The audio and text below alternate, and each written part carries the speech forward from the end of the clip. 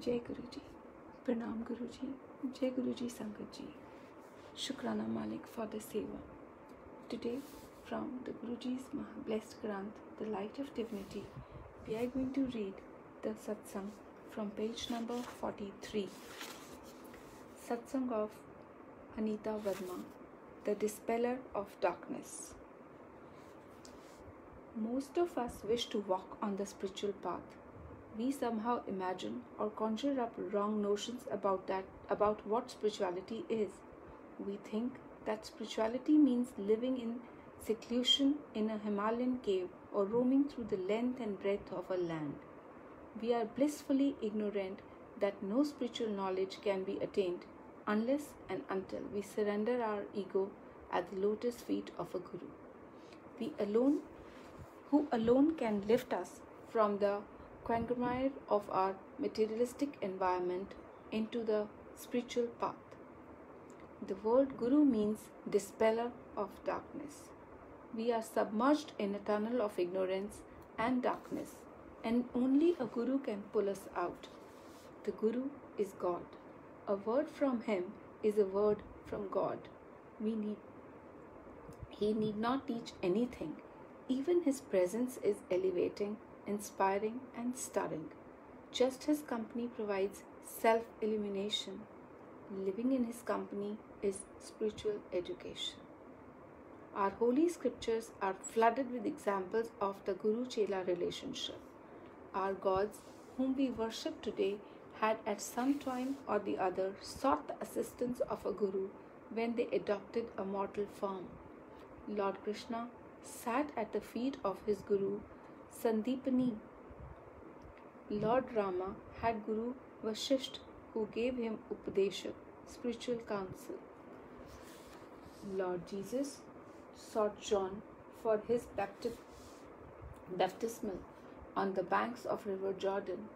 Even Devas, celestial beings, have Brahaspati as their Guru.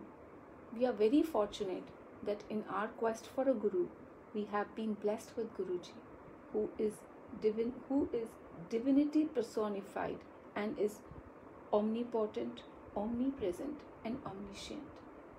A shower of blessings. In 1991, I suddenly developed a knee problem. The pain used to be excruciating and unbearable. I tried all allopathic, homeopathic, and grandma's lines of treatment, but to no avail. Despite heavy doses of painkillers, the agony at night would keep me from sleeping. I told Guruji of my problem, and the compassionate one decided to heal me. He asked for a spoon from the kitchen and placed it on my knees while chanting a mantra. The pain vanished, and I have never had the slightest twinge, even though I climb a flight of stairs to my third floor flat and go for a 2-hour walk every day. While on a posting to Kolkata, I got typhoid, which left me with a low-grade fever for a month and a half. I underwent all the medical tests and took a plethora of medicines, but the low-grade fever continued. On hearing of my ailment, Guruji asked for betel, pan leaves and placed them on me. Incredibly, that very moment, the fever vanished. On learning of our impending move to Delhi, I was determined to open a beauty salon, as I had trained to be a beautician and a hairstylist, and had earlier worked in a beauty parlor. But Guruji turned down the proposal, saying the parlor would cause me asthma. To my horror, I discovered that in due course of time, I did become asthmatic. One day my condition became precarious and I was battling for life, as I had immense difficulty breathing and felt my life was ebbing out. I was rushed to the hospital. All the time I was holding Guruji's photo close to my heart and praying to him to save me. Immediately I was put on oxygen and administered steroid injections. The doctor in the hospital later told me that even a delay of 2 minutes could have proved fatal. When I went to meet Guruji, before I could say anything, he spoke.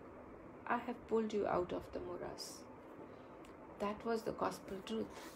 Subsequently, I would complain to Guruji that the inhalers and medications are very strong and requested him to help me get rid of the disease. He was annoyed and reprimanded me for reminding him. He knew exactly what the problem was. A month passed and I realized I had no asthma, which meant no usage of inhaler. When going on a journey, I still buy an inhaler to be on the safe side. Invariably after the holidays, I return the inhaler unused to the chemist. The asthma has been eradicated. Once we were at a gathering of devotees with Guruji.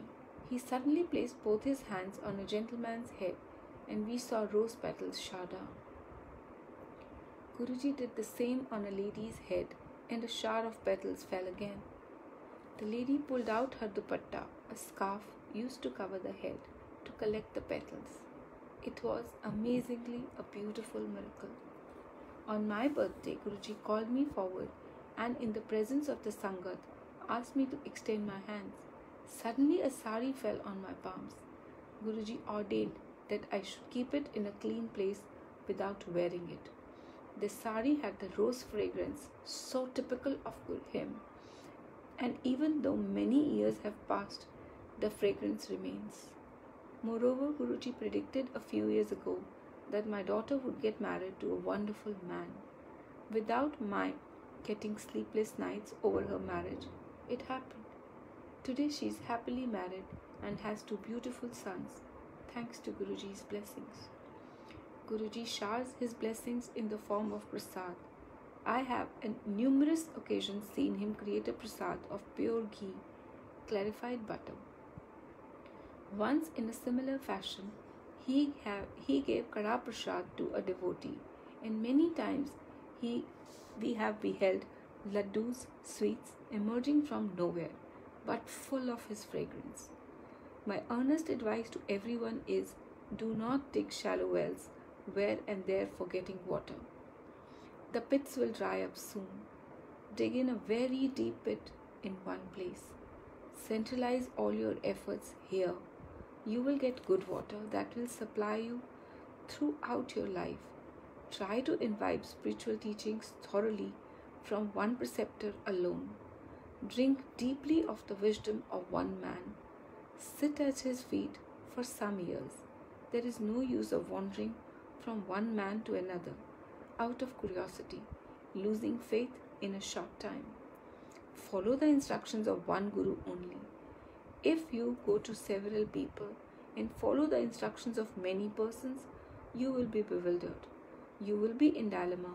Remember, from one doctor, you get a prescription. From 2 doctors, you get a consultation. From 3 doctors, you get a recipe for your cremation. Our guru will tell you to do Hanuman's japa. Another will tell you to do the japa of Sri Rama. A third will tell you to do puja every day. You will be puzzled. Stick to one guru and follow his instructions. Listen to all but follow one.